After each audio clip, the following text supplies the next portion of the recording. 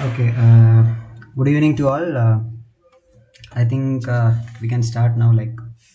Anyway, we are recording the session and you can access the video anytime you want. So, it's better to start now. So, just to check, can anyone of you confirm whether you can see the screen properly and am I audible or not?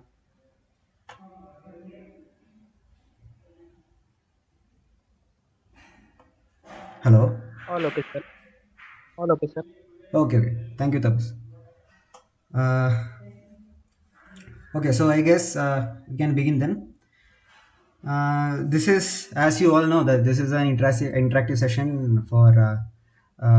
It is arranged because in order to add more value to the course, so that we can have a better understanding about this course. We are expected to have a good interaction with each other. I know there are the limitation of this being an online session, but I hope you all will participate. And yeah, so this course Foundation Engineering, I'm one of the TAs. I'm Kashyap Vasudevan. My fellow TA is Mr. Shivshankar Nandi. He will be. I guess you must have attended his session last Saturday, 6 to 7. So his sessions will be on Saturdays. 6 to 7. Mine will be on Mondays. Okay, so the idea is to solve a few problems and discuss a few concepts as much as possible within this 1 hour, and also share our doubts and whichever is possible. Okay, so I hope you must have gone through the videos of week one, and we will be discussing a few problems related to the content of that video of those lectures. Before we begin, let's start a little bit about the recap. Would anyone like to recollect or say a few words on the last week content which was discussed in the lectures? Anyone? Feel free to talk. It's not a there is no need to hesitate. Anyone?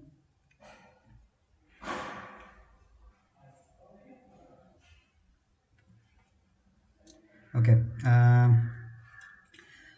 Week one is very light session because we had the instructor discussed about many very basic things. Like for instance, in the introduction, he discussed about many definitions, and also a few concepts like compaction and consolidation.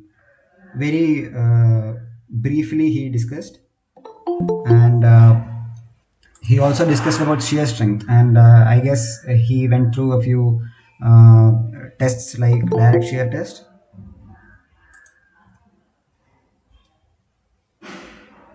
And triaxial test. uh, Also soil exploration was one of the portions in that, and basically there are three, as you know: direct, in semi-direct, and indirect. Direct means we are just taking a test pit, and so we can inspect the soil and check its properties uh, just by taking the samples directly from the pit. And also second one is indirect, sorry, semi-direct. In the semi-direct, it's like boring takes place, and he also discussed about different types of boring. And the last one is indirect. Indirect is like nothing but we have a few tests, and like standard penetration test or cone penetration test. So these tests, and using the values that we obtain from these tests, we have different correlations and different formulas in order to arrive at the properties that we want about the soil. So he, I think, in detail, he started discussing about standard penetration test. Uh, so we'll try to solve some problems related to these, and discuss a few concepts. So Okay, let's begin. Uh, okay, here this is a problem regarding consolidation. So in consolidation, we have a very important relation. Let's say let's begin with this graph. We have a relation between void ratio, which indicates the amount of void inside the soil, because the void is filled with water and air, and in our case, in the case of consolidation, all the voids are ideally filled with water, and during consolidation these water is pushed out of the voids, and what that is pushed out only when we apply a pressure on it, overburden pressure on it. Okay, so if we are plotting this pressure versus void ratio in log scale, um, we can idealize the curve as a linear curve. So this relation gives us a direct line gives us a direct relation between void ratio and overburden pressure. So here we have to understand this overburden pressure is an effective overburden pressure, and this void ratio. So as expected, as we increase the uh, pressure from one point to the next point, the void ratio is expected to decrease. Okay, let us say initial is E1 and the final is E2. Here we have P1 dash and P2 dash. Now if we are finding the slope of this curve, for instance, we can come up with some term called coefficient of compression. So in the question, this question deals with that, this particular concept. The question says the void ratio of the sample was found to be 0.5 at an overburden pressure of 1.5 kg per meter square, and at an overburden pressure of 3 kg per meter square, the void ratio is 0.41. So we have two values of void ratios and overburden pressures. Now we are told to find compression index and liquid limit. First, let us go with compression index. So if you look at this graph, it's quite evident that if you want to get a uh, positive CC value, you can write CC as CC is equal to, the numerator will be the difference of void ratios. So since E1 is higher, I can write E1 by E2 by log of P2 is higher, so I'll write P2 dash by P1 dash. So this is the expression we are looking for. So using this expression, I guess we can directly get CC. So just by substituting the values, let us see, CC will be equal to zero point 0.5 minus 0.41 divided by log of, the pressures are, if I'm not wrong, 3 and 1.5. Yeah. So 3 by 1.5. This will come to 2.99. So we already have the answer. Uh, it's 0.299. Okay. I guess we can already conclude with this answer as it says A, but there is more to this question, that is liquid limit. So liquid limit, as such, there is a very popular expression which we generally use for finding CC from liquid limit. What happens is, like, when we get a soil from the field, and maybe we bring it to the lab, we find the liquid limit and we can get CC, so that we can easily arrive at a settlement value. So how to get settlement from CC, we'll see soon. um, so this relation, there are many relations with very rigorous lab tests and all. People have come up with different correlations, but the most popular one is by Terzaghi and Peck, 1967. They came up with an expression like CC is equal to 0.009 liquid limit minus 10. So the idea is this, this is a this is an empirical equation, so there are obviously disadvantages for this. One of them being this is specifically meant for undisturbed, normally consolidated clays. If you had gone through the lectures, you must be knowing what is normally consolidated clay. Those clays which are like loaded for the first time, let us say, which was in a very loose state or very soft state, which is loaded for the first time, is called normally consolidated. First time in the sense the current stress is the highest stress that it has ever experienced.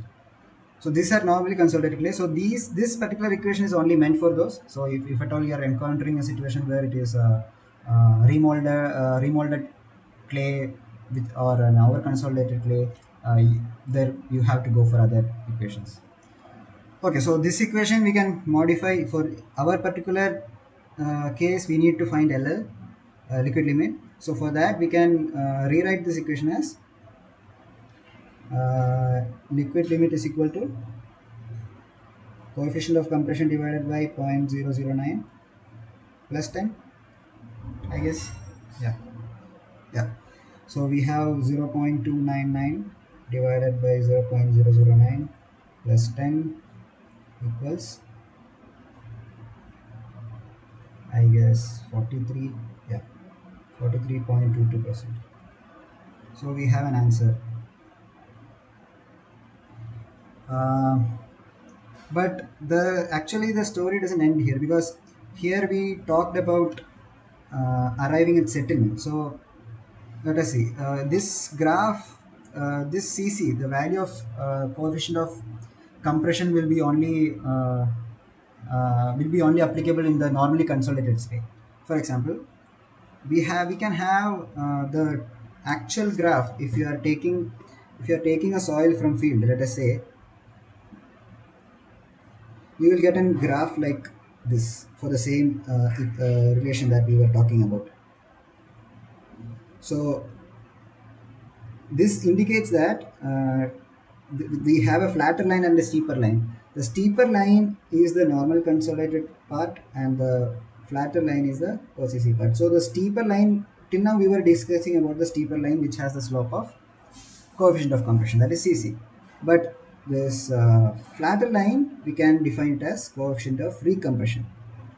The idea is till the pre-consolidation pressure, that is the point where which the slope is changing, it will deform very slowly, and the change in void ratio will be lesser for the same change in uh, pressure. So you can, from the graph it is evident. Now let us say we are loading the soil. So till now in the first case, whatever we saw in the question, we were having very normally consolidated clay, so we need not have to worry about anything. But let us say we have another case where we have this both. We have the pre-consolidation pressure, that is the highest pressure that it has ever experienced till now. So till the pre-consolidation pressure, it has one slope, and beyond it has another slope. So it all depends on our delta sigma, the change in pressure that we are talking about. So if it is before, so in the first case, we can consider just CC, since it is normally consolidated. In this case, since our pressure range is behind our pre-consolidation pressure, we can consider CR. And in this case, the third case, we can consider, since the pressure range is across the pre-consolidation pressure, we have to take CR till pre-consolidation pressure, and beyond pre-consolidation pressure we have to take CC. For example, since I told about CC, we have this will be more relevant when we are finding settlement. So the equation for settlement is equal to CCH by 1 plus E naught log of sigma 1 by sigma 1. So this is relevant for NCCs, what we have already discussed. How we got this equation is just by this particular equation, plus if we write for 1D consolidation, we can also write change in height of the clay layer is equal to change in void ratio by 1 plus E naught. So if we plug these two equations, we can arrive at the settlement equation where delta H is nothing but the settlement. So there is no doubt in this first case. We can just use Cc H by 1 plus E naught log of, consider this is the first sigma naught is the initial stress, effective stress, and sigma 1 is the final effective stress. There is no confusion here. In the second case, since it is behind, there is no change. We have to just change the slope as CR, and there is nothing to be worried about. However, in the third case, as we are going across the pre-consolidation pressure, we have to consider, we have to split into two, and we have to consider two. So consider this as sigma naught and sigma 1 and sigma c. This is a pre-consolidation pressure, and let this be E naught and E1. So our equation will become of two terms. The first term will be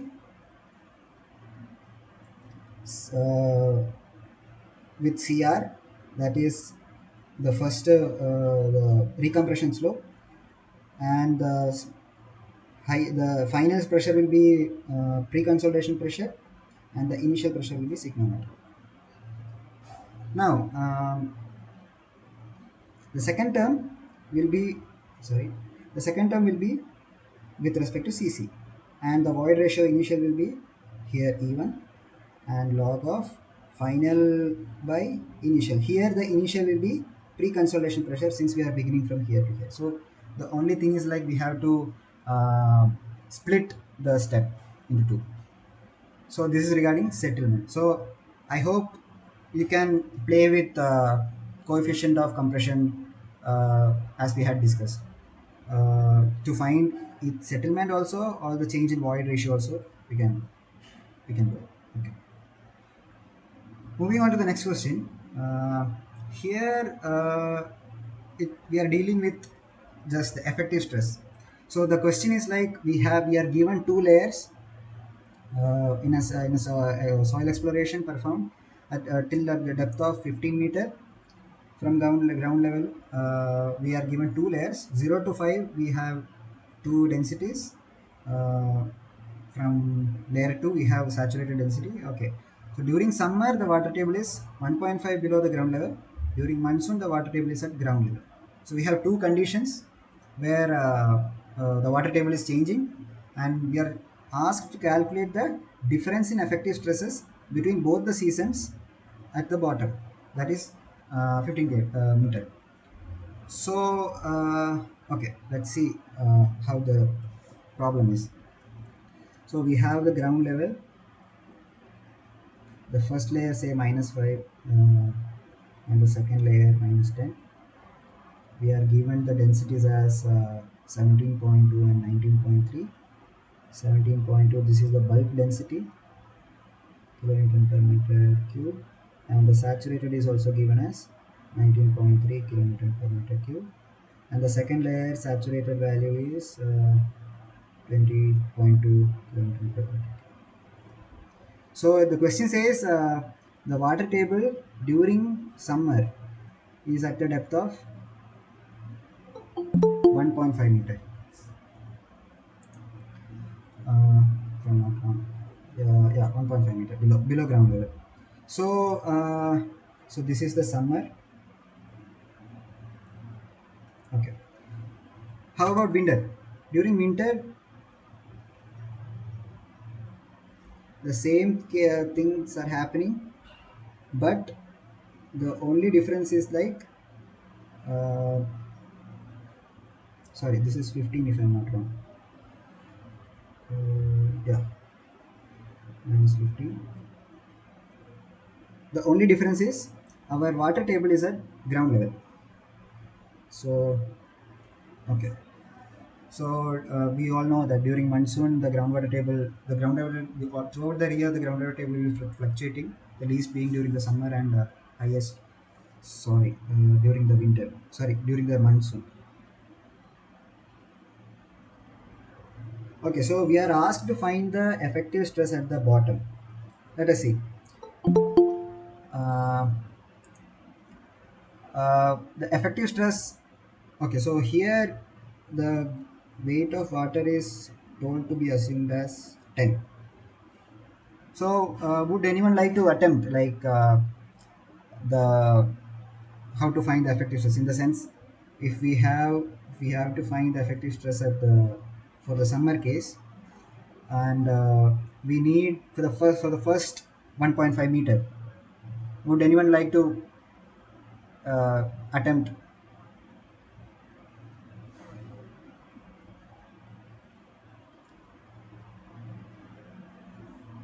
Okay. So the first 1.5 meter, it's above water table, so we can use the bulk density, that is 17.2. So uh, the first 1.5 meter will contribute 17.2, the density, plus the rest of the layer, that is 3.5 meter, is underwater. So effective stress when we are finding, we should consider the submerged weight. To find the submerged weight, we have to just subtract the saturated density by density of water, which will be 19.3 minus 10.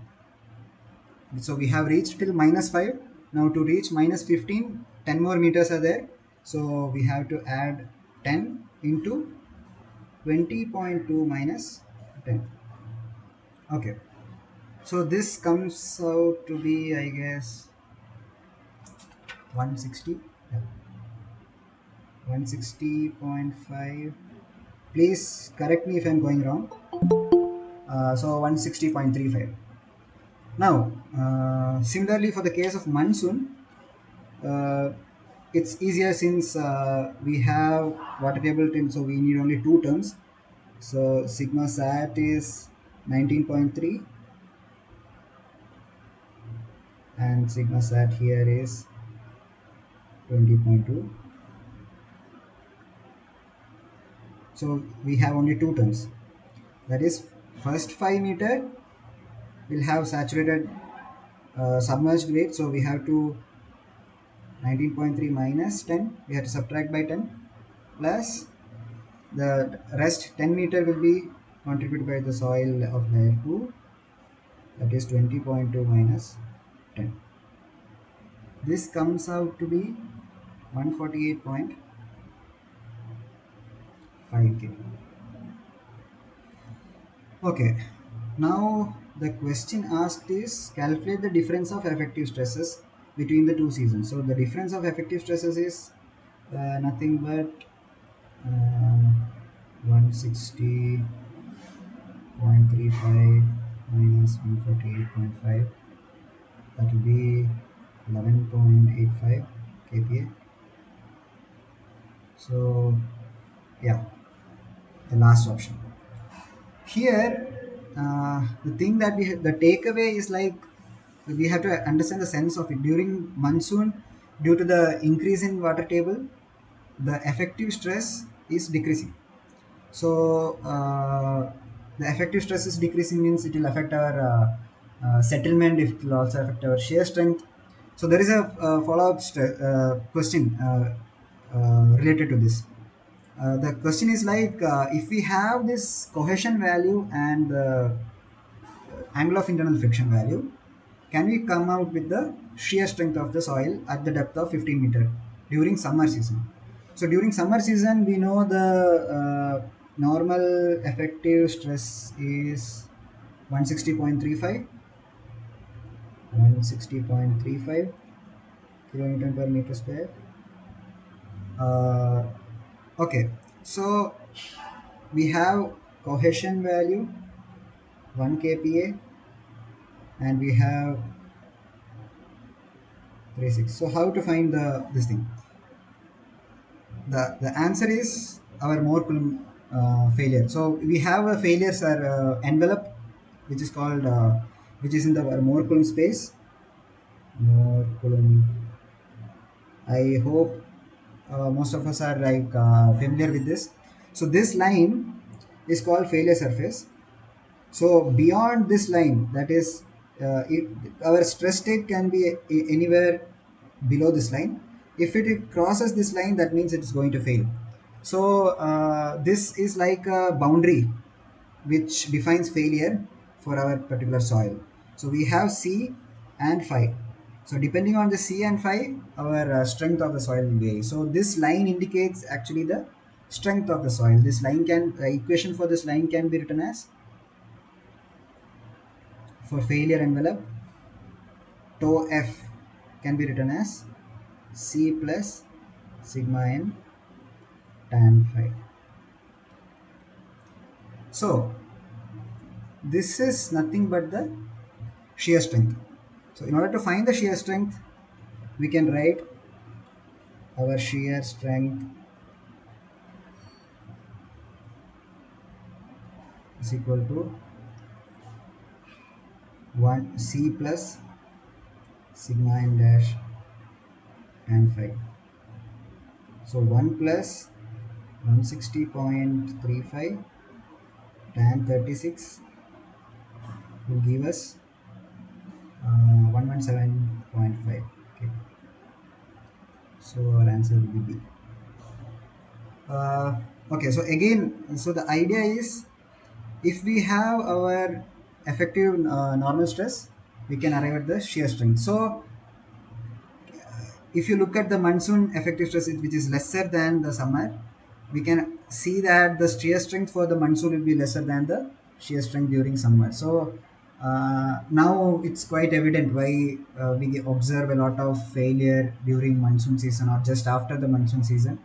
Let it be a slope or a structure's foundation.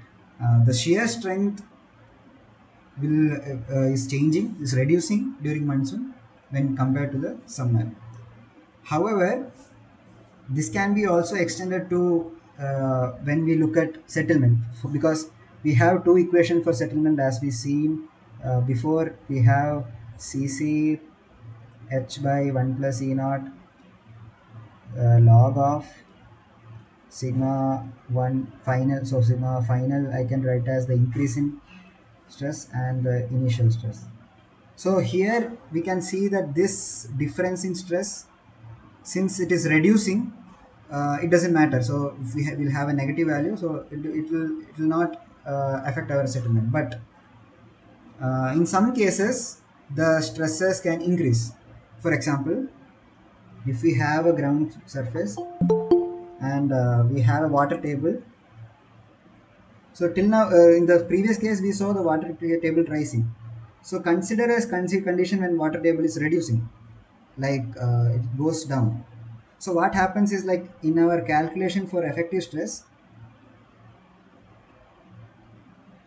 we'll have to consider, first we used to consider this as bulk and this as submerged. So it was less.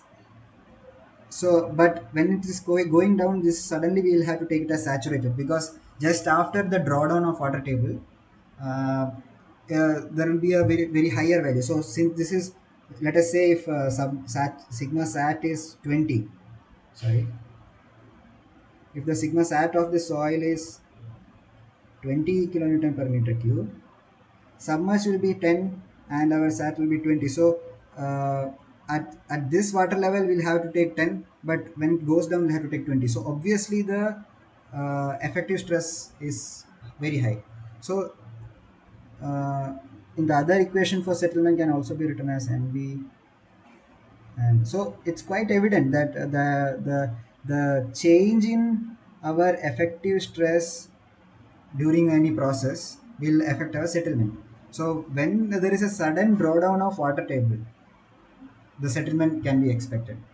So the structure or the place may be fine for a long time, but suddenly if there is a drawdown of water table, it can settle. This can be observed in many cases, like whenever suddenly a canal is emptied or a dam is emptied, the the region like near to the dam is susceptible for settlement. In many cities which is sitting on clays and river lake beds, prehistoric lake beds, due to too much drawing of groundwater table by the population, you can find a settlement because due to the taking of groundwater table, the water table goes down drastically. So this can cause settlement. So these are the takeaways from it. So the idea is we have to take care of this uh, increase in stress, normal stress. Okay. Having said that, uh, this more circle, we all have to be very comfortable with it. If at all you are not comfortable, I suggest you to go through more sources, because this is a way of representing our stress states. So it will be very useful in foundation engineering, also in, generally in soil mechanics. So this is the more circle. Okay. Mm. Okay, so this is the failure envelope, as I told, sigma equal to C. It's quite evident from the graph why the equation is this for the slope. So these two stresses are called principal stresses. This is a major principal stress, this is a minor principal stress. Um, Okay. The advantage of one of the biggest advantages for this is like we can find out the angle of failure. For example, if we are doing a triaxial test, it will fail at some angle. This angle can be calculated from this also. For example, if this is our stress states, sigma 1 and sigma 3, and if it is failing at this point, our angle of failure will be 2 alpha. So this, if we are measuring this 2 alpha, we can divide it by 2 and we can obtain alpha just from this Mohr circle. So whatever is represented in the Mohr circle is twice the angle of the real world. In the real world it is alpha. So in the Mohr circle will be 2 alpha. So this is a failure point. Um, Suppose we need a stress state at any angle, like we need a stress state at any angle theta. We can just take from this theta to theta, and if we just connect to the Mohr circle, we can get the stress states of that particular plane. So each different plane will have different stress states. So that is a small introduction for this Mohr circle. Okay, now let us move on to the next question. Here we are SPT, since sir also discussed about SPT. I thought of taking one question on that. Standard penetration test, like this is a very relevant test, if you are wondering why it is taught in this field presently, this is one of the tests which is most done, and because this is very fast, there are many correlations already established, and it's very convenient for the project to be done. So if you are at all planning to practice in future, or like in the field, if you are going, this will be very useful for you. So the idea is like whatever value we get, since we all know that when we are doing standard penetration tests, if we have a borehole, and we have a split spool sampler, and we are trying to give a impact load on it.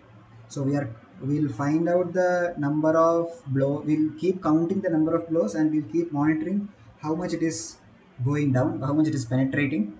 So the penetration has to reach 45 centimeter. That is, let us say we can divide it by 3: 45 centimeter, 30 centimeter, and 15 centimeter. So the penetration, the first 15 centimeter penetration is ignored.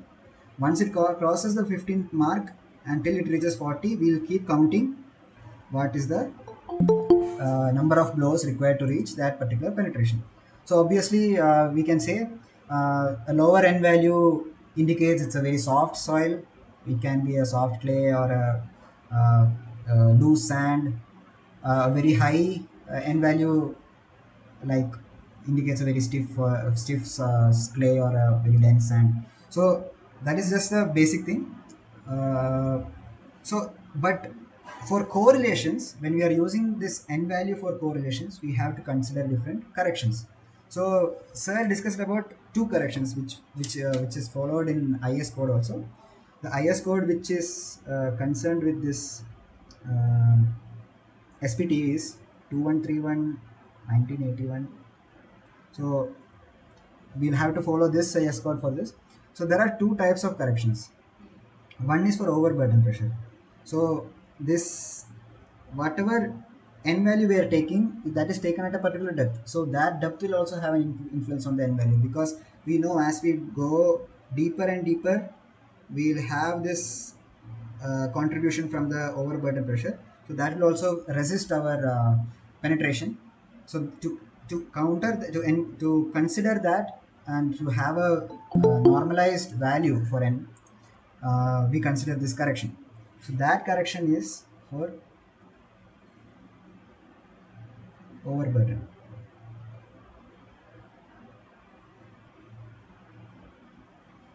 So we'll in the as per the IS code, we have a factor for overburden correction, and we'll multiply it by our sorry, I will multiply it by our reported n value. This is our reported n value from field,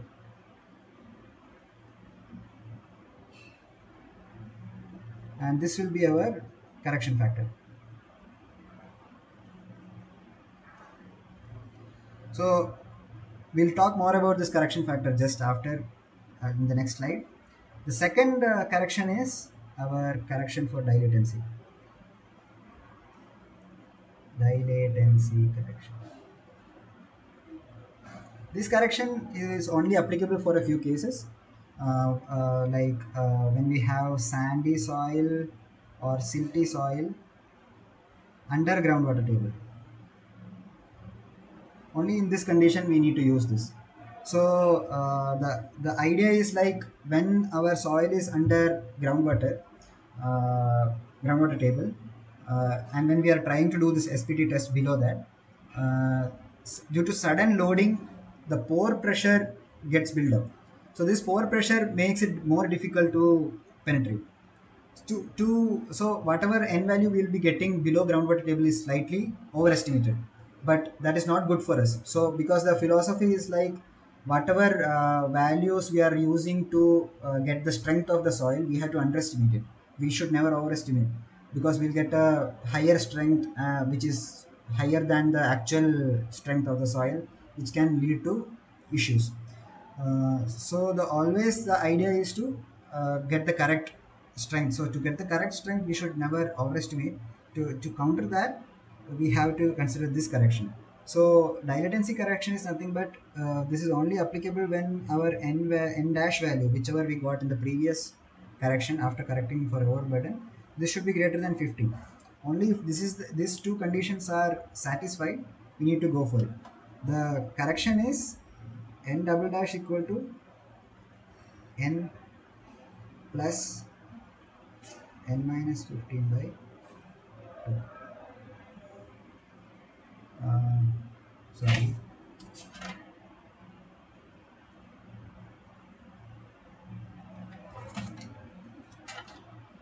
sorry, 50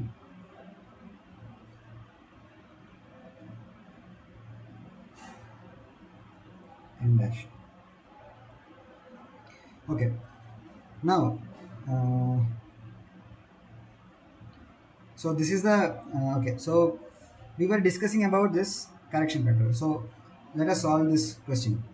In this question, it is said that we are taking the reading at a depth of 10 meter in fine sand. So since we are talking fine sand, we have to keep dilatancy in mind.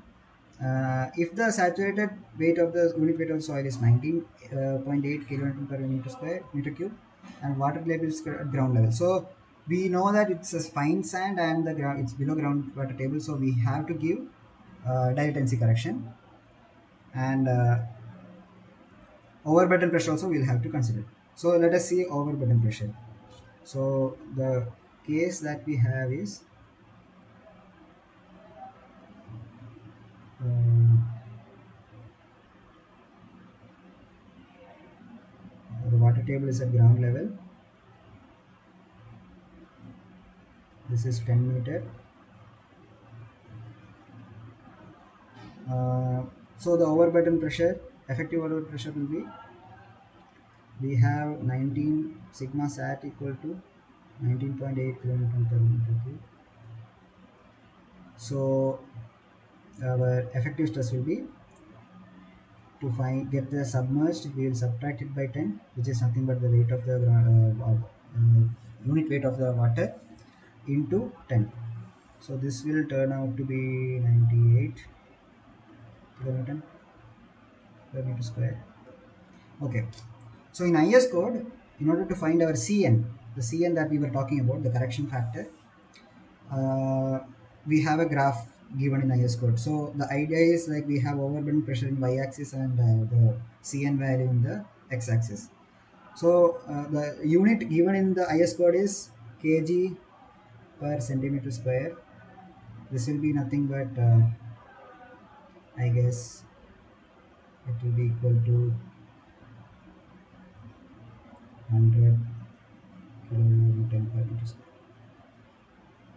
So the idea is, so 98 will be almost equal to 0.98, so we can take it as 1. So our point will be Cn value will be 1. So we have to observe this particular point I have chosen because this is the point which defines this curve, because below this it's the Cn value is less than 1, and above this particular stress it's more than 1. So we are underestimating below 100 kPa. So 100 kPa is kept as the 100 kPa or 90 kPa, 98 kPa is kept as the benchmark for this particular correction factor, so that it is normal for all the n values in whichever depth we are trying to get an another corrected n value which is at 100 kPa. So see here we have Cn equal to 1, so our corrected n dash will be 1 into 98. Sorry, our given n value is 35, so 1 into 35, that is 35. Now coming to the overburden pressure, we have sorry, not overburden pressure, the second correction, that is the dilatancy correction. We have 35, so 15 plus 35 minus 15 by, this will be 20 by 2 10, so 20. So this value can be used for different correlations, and if there are even you also have, sorry, even correlations to find the bearing capacity. It's quite useful, right?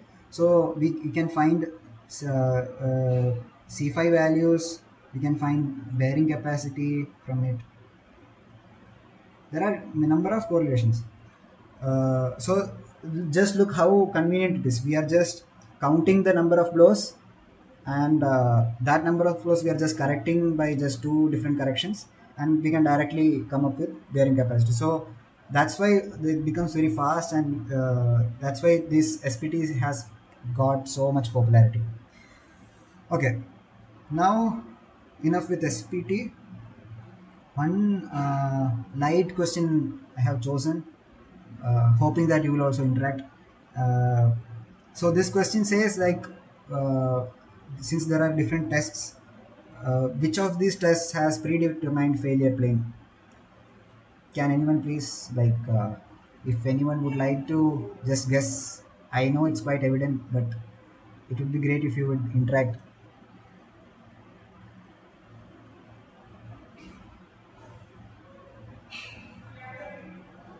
Okay. Okay. So here there are in this the options are quite silly actually, because the three these three tests are nothing but special cases of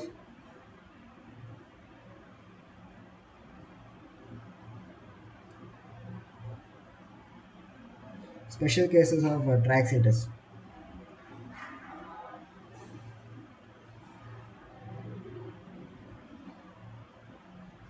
So CU test means, CU and CD means we are just controlling the drainage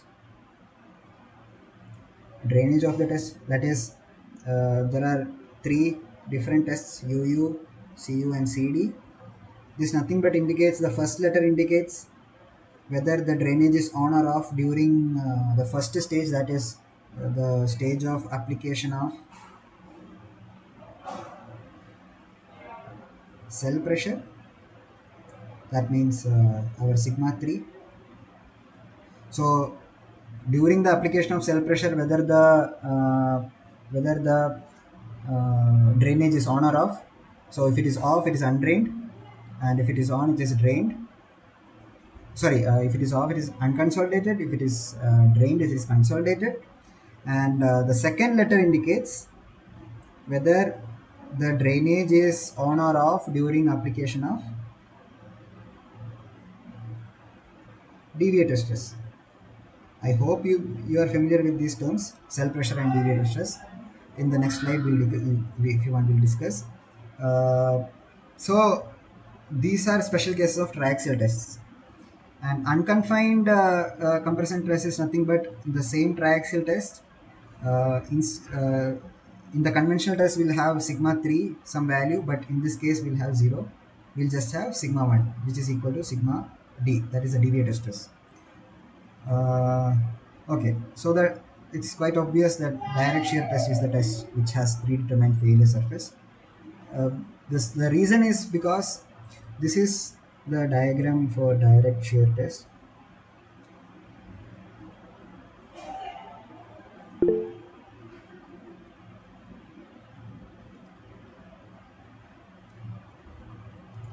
Okay, so in the direct shear test, we have seen, we can see the idea is like we are pushing one portion of the box. The soil sample is inside a box which is two upper box and lower box, such that we are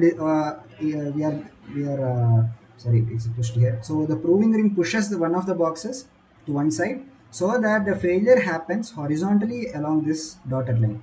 So we are predetermining the failure plane. In other words, we are forcing the soil to fail in a particular plane that we want.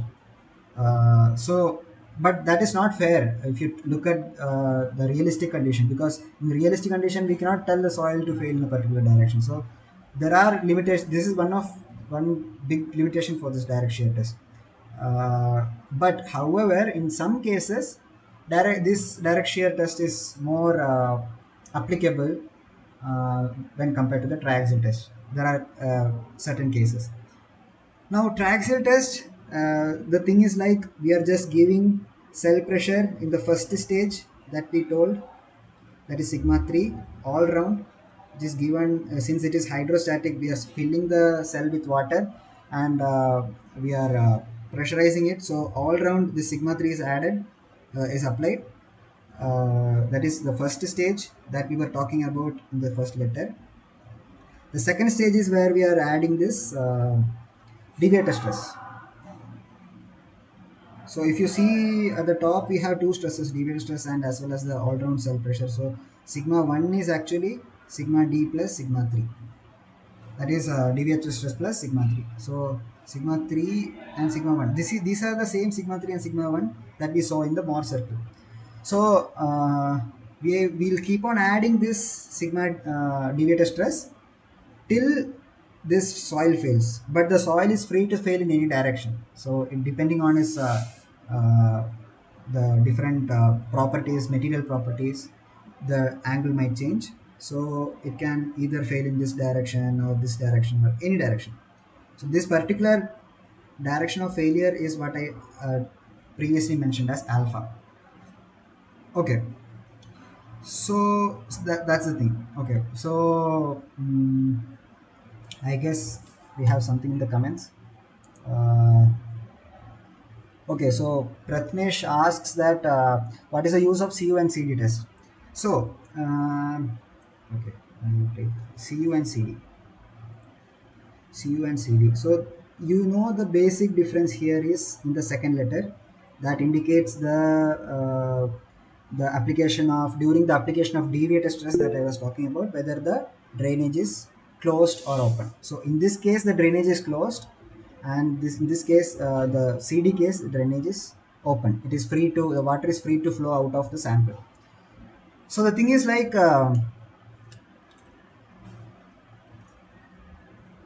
first of all, when you're talking about the difference, so First, see, whenever we get a soil from the field, it has already experienced the pre-consolidation pressure that I had just mentioned briefly in that consolidation part.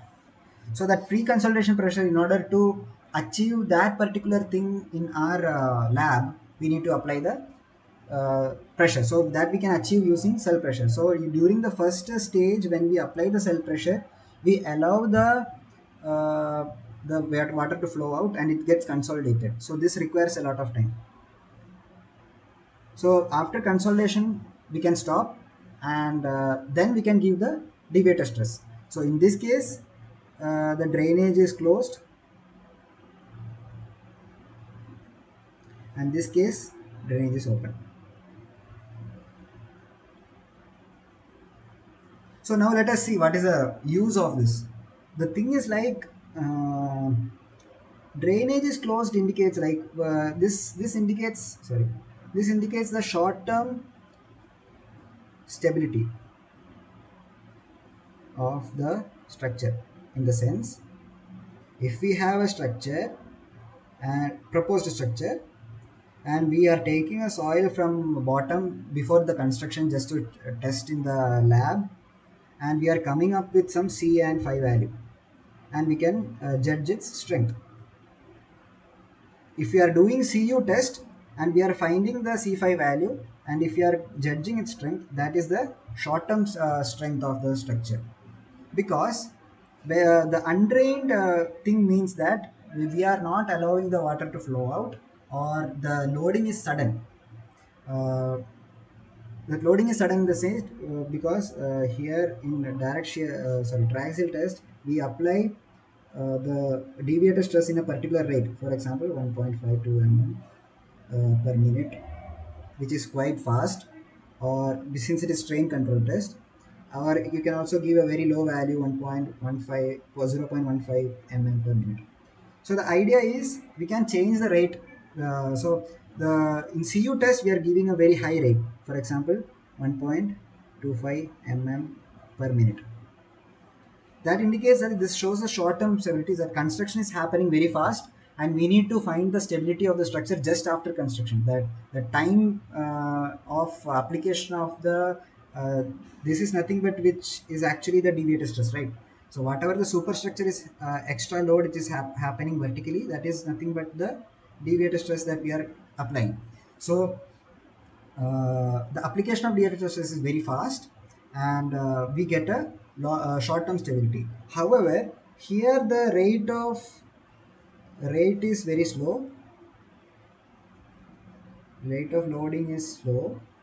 I guess it's very less, like lesser than, I guess, 0.125 mm per minute, like generally in conventional tracks it is. So the it's very so we are allowing the water to drain out. So so we are allowing the water to drain out, so it needs more time to drain out. And it gives a long-term stability. So consolidation is happening due to the deviator stress. So deviator stress, consolidation is happening. That's why we are, whatever this building will have the stability after maybe many years, we can judge. So whatever C and phi values you will get from this, and you will get a strength that will give us the long-term stability. So this is the practical implication at the field. So generally, but we say during consolidation it gets stronger and stronger. So we are generally not concerned about CD test, because once the structure is stable during the construction or just after the construction, that is this particular condition we talked about, the short-term stability, then it is expected to be okay for the long term, as far as the settlement is taken care. The strength we need not worry. That's why you must have noticed in many cases structures tend to collapse during construction or just after the construction, and at the same time a structure which has been there for a long time, we can take it for granted that it will remain uh, okay unless we are not loading it higher than what were expected.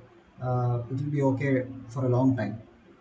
So that's the thing. So basically two tests are learned. So the CD test is very slow. It can takes a lot of days. So it's generally not done for practice, but for research purposes, people do it. CU test is the most popular one for in our field, whether it be in a consultancy or anything. That is the first one preferred. Coming to the next question, Hasifa Alapur has asked, what type of soil is suggested for CD test? Okay, so here we are talking about consolidation. So most of the consolidation problems comes with our clay. So CD test, the selection of CD test, as I told before just now, is not based on the type of soil, but what kind of strength are we looking for.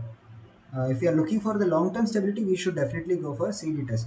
So now the type of soil, when we say uh, our drainage and all, consolidation and all is a problematic thing because of its settlement, and that problem arises due to our clay content. So if the soil is clayey or it has it's a pure clay, then we should definitely go for consolidation tests. CU and CD both are fine.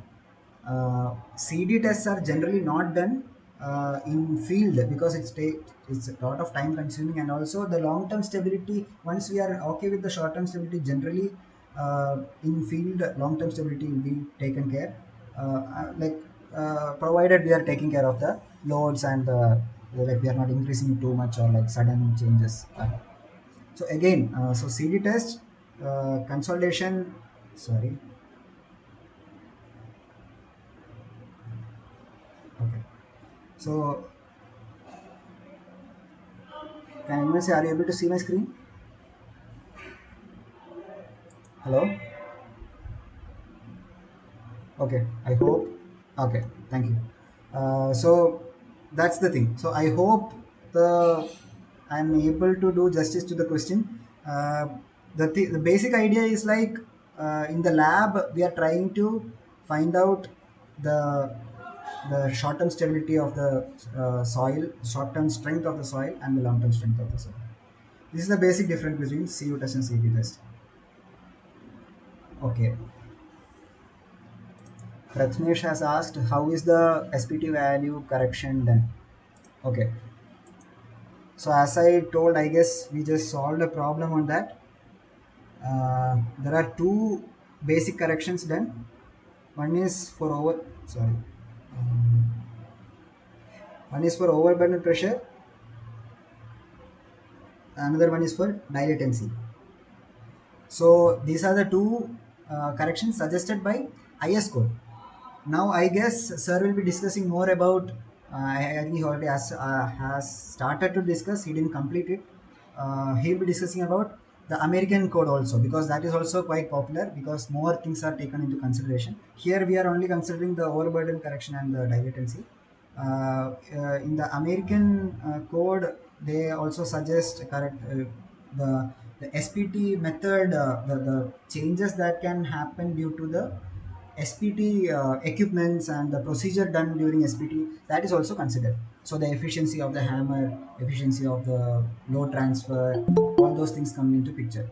So that is the case with respect to this SPT correction. We have two different corrections. If you want, I'll explain that just briefly. I'll just say overburden correction is applied because at different depths we have different overburden pressures. So the SPT value is actually affected by it, right? So at a lower depth you can expect it can give a higher value, but at a very deeper depth it will give a higher value. So we need to correct it for a particular overburden pressure so that we can apply to the formulas so that there is a equality when we use this n value.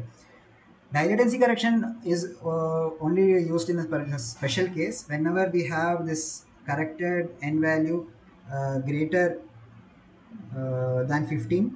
We can use dilatancy correction, but it should be sandy or silty sandy or silty soil under groundwater table, because under groundwater table the voids are completely filled with water, and since we are giving vibrations, there is accumulation of pore water pressure. That is that the pore water pressure increases very fast. So this will in turn resist the penetration. So resisting the penetration means we are getting higher n value, uh, but in the actual building this doesn't happen, right? This vibration is not happening below the building. So in the actual scenario that we require, this is not the case. So we are actually overestimating this n value. Overestimation of this n value will lead to a lower, sorry, a higher strength, soil strength, predicted soil strength than the actual soil strength. Calculation will give a higher strength, which will lead to disaster, right? So we should always take care of that in this particular condition. I guess I'm clear with that. Please, like, feel free to uh, like unmute yourself and ask or clarify anything. Um, yeah. Okay. If I think, yeah, it's 7 o'clock.